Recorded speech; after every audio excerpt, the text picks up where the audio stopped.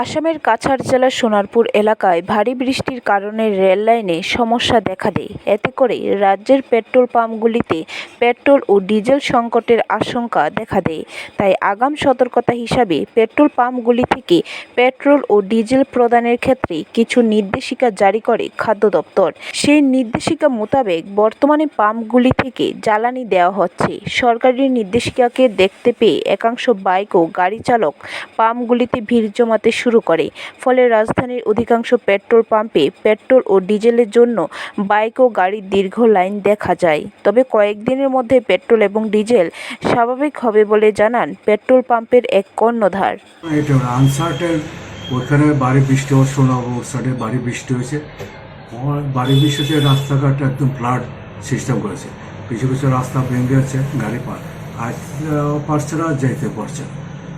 আর এখানে যে রাস্তা কাজ করে বৃষ্টি থামছে না, বৃষ্টি থামলে না রাস্তাটা কাজ করছে।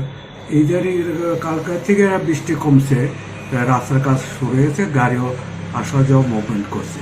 এই কারণে 2টা দিন সাপ্লাই বন্ধ ছিল গুয়াহাটির লাইনটা, সেই জন্যই মাল আসেনি, একটু টাউনে একটু ক্রাই করছে।